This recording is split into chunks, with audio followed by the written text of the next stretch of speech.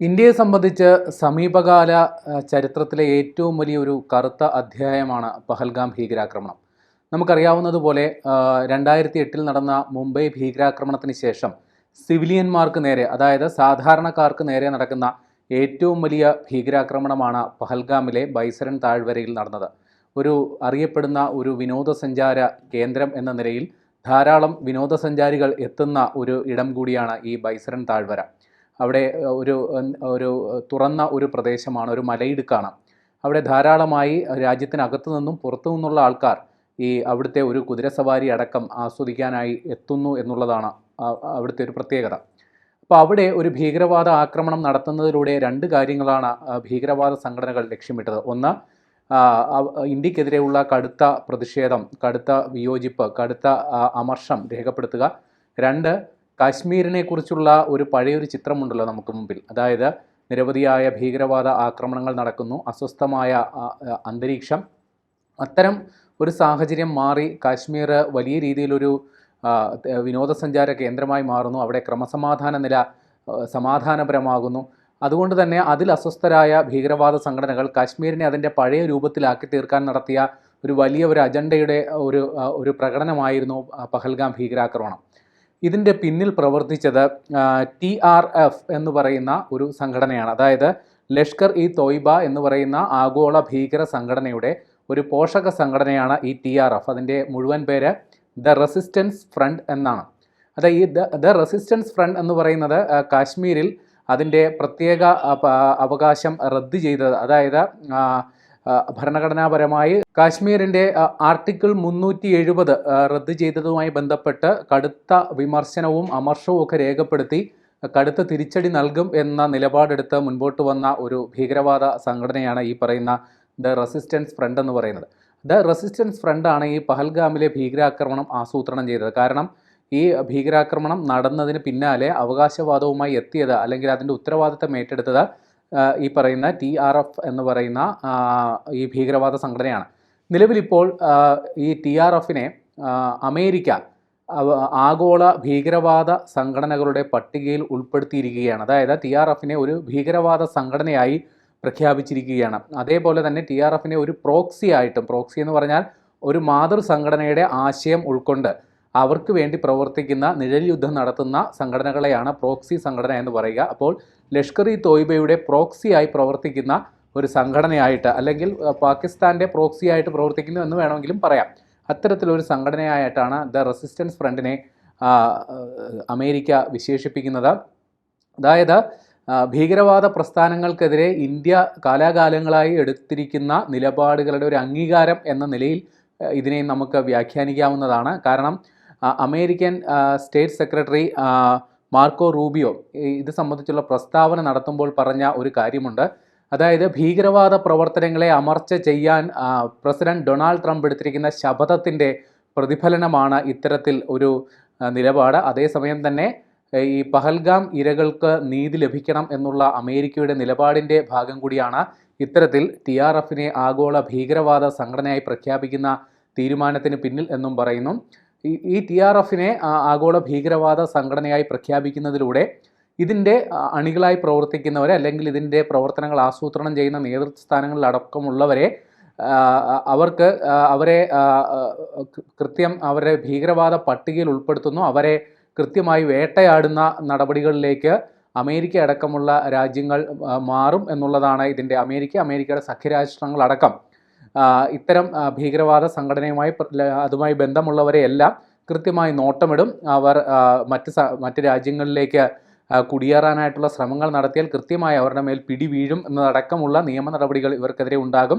അതേസമയം തന്നെ ഈ സംഘടനയ്ക്ക് ധനസഹായം നൽകുന്നവർക്കെതിരെ കർശനമായ നിരീക്ഷണമുണ്ടാകും. ഇവരുമായി സാമ്പത്തിക ഇടപാടുകൾ നടത്തുന്നവർക്ക് കടുത്ത ഉപരോധങ്ങളടക്കം, അല്ലെങ്കിൽ അവരുടെ സാമ്പത്തിക ഇടപാടുകൾ അത് മരവിപ്പിക്കുന്നതടക്കമുള്ള നടപടികളിലേക്ക് അമേരിക്ക സഖ്യരാഷ്ട്രങ്ങളും കടക്കും എന്നുള്ളതാണ് ഇത്തരത്തിൽ ഒരു ഭീകരവാദ സംഘടനയെ ആ ലിസ്റ്റിൽ, ഇത്തരം സംഘടനകളെ ഭീകരവാദ ലിസ്റ്റിൽ ഉൾപ്പെടുത്തുന്നതിൻ്റെ അനന്തരഫലമായി സംഭവിക്കുക.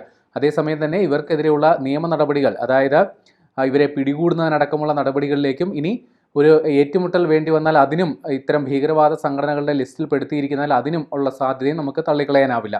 നിലവിൽ ഈ പഹൽഗാം ഭീകരാക്രമണം സംബന്ധിച്ചുള്ള, അതായത് കഴിഞ്ഞ ഏപ്രിൽ 22-നാണ് ഈ വലിയ ഒരു ആക്രമണം ഉണ്ടായത്. അതിൻ്റെ ഉദ്ദേശം ഞാൻ നേരത്തെ പറഞ്ഞതുപോലെ കാശ്മീരിനെ അതിൻ്റെ പഴയ രൂപത്തിൽ ചിത്രീകരിക്കപ്പെടുക എന്ന ലക്ഷ്യത്തോടു കൂടി നടപ്പിലാക്കി ആസൂത്രണം ചെയ്ത ഒരു ഭീകരവാദ അജണ്ടയായിരുന്നു പഹൽഗാം ഭീകരാക്രമണം.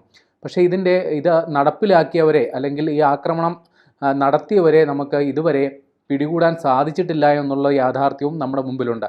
26 പേരാണ് ആ ആക്രമണത്തിൽ കൊല്ലപ്പെട്ടത്. അതായത് ഇരകളെ അവരുടെ മതം നോക്കി തിരിച്ചറിഞ്ഞ, അതായത് മുസ്ലിങ്ങളല്ല എന്ന് ഉറപ്പുവരുത്തിയതിന് ശേഷം കൊന്നു തള്ളുന്ന ഒരു നിലപാടാണ് ഈ ഭീകരവാദികൾ സ്വീകരിച്ചത്. അതായത് അവരുടെ പുരുഷന്മാരുടെ ലിംഗം പരിശോധിച്ചും അവരെ കൊണ്ട് കലിമ ചൊല്ലിച്ചും ഒക്കെയാണ് ഇവർ മുസ്ലിങ്ങളാണോ അല്ലയോ എന്നുള്ള തിരിച്ചറിയൽ അവർ നടത്തിയത്.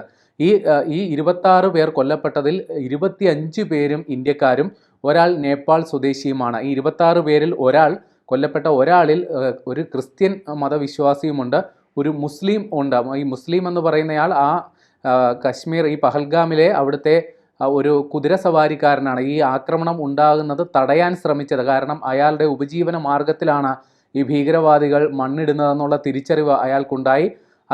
അതുകൊണ്ട് തന്നെ ഈ ഭീകരവാദ ആക്രമണം നടത്തുന്നവരെ അതിൽ നിന്ന് പിന്തിരിപ്പിക്കാൻ നടത്തിയ ശ്രമം, അവരിൽ നിന്ന് തോക്ക് പിടിച്ചു വാങ്ങാൻ ശ്രമിക്കുമ്പോഴാണ് ആ മുസ്ലിം മതവിശ്വാസിയായ ഒരു കുതിരസവാരിക്കാരനും അവിടെ കൊല്ലപ്പെട്ടത്. അപ്പോൾ ഇത്തരത്തിൽ മതം നോക്കി ഇരകളെ തീർക്കുന്ന വളരെ പ്രാകൃതമായ, മനുഷ്യന് ചിന്തിക്കാൻ സാധിക്കാത്ത തരത്തിലുള്ള ഭീകരവാദ ആക്രമണമാണ് പഹൽഗാമിൽ ഉണ്ടായത്. ഇതിൻ്റെ തുടർച്ചയെന്നോളമാണ് ഇന്ത്യ പാകിസ്ഥാൻ ഒരു തുറന്ന യുദ്ധത്തിലേക്ക് പോകുന്ന ഓപ്പറേഷൻ സിന്ദൂർ എന്ന് പറയുന്ന ചരിത്രപരമായ ഒരു സൈനിക നടപടികളിലേക്ക് വഴി തുറന്നതും, അതേപോലെ തന്നെ സിന്ധു നദീജല കരാർ റദ്ദാക്കപ്പെടുന്ന നിർണായക തീരുമാനങ്ങൾ ഉണ്ടായതുമെല്ലാം ഈ പറയുന്ന പഹൽഗാം ഭീകരാക്രമണത്തിൻ്റെ തുടർച്ചയായിട്ടാണ് ഉണ്ടായത് എന്നുള്ളതാണ്. ഇത്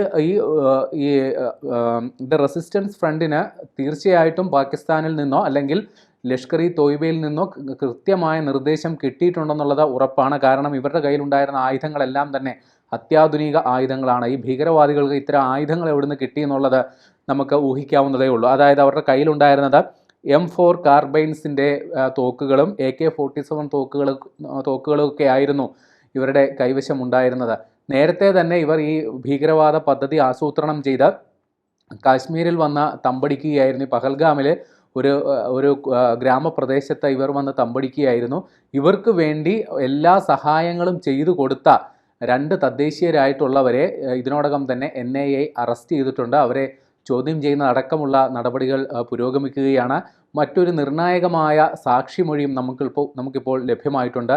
ഈ പഹൽഗാം ഭീകരാക്രമണം അത് നടപ്പിലാക്കിയ ശേഷം ഈ ഭീകരവാദികൾ ആകാശത്തേക്ക് വെടിയുതിർത്ത് ആഹ്ലാദ പ്രകടനം നടത്തിയ ശേഷമാണ് മടങ്ങിയത്. അല്ലെങ്കിൽ ഈ വെടിയേറ്റ് വീണവരെ സഹായിക്കാൻ ആരും മുന്നോട്ട് വരാത്ത തരത്തിൽ ഒരു ഭീകരാന്തരീക്ഷം സൃഷ്ടിക്കാൻ അവർ ശ്രമിച്ചു എന്നുള്ള നിർണായക സാക്ഷിമൊഴിയും നമുക്ക് കിട്ടിയിട്ടുണ്ട്.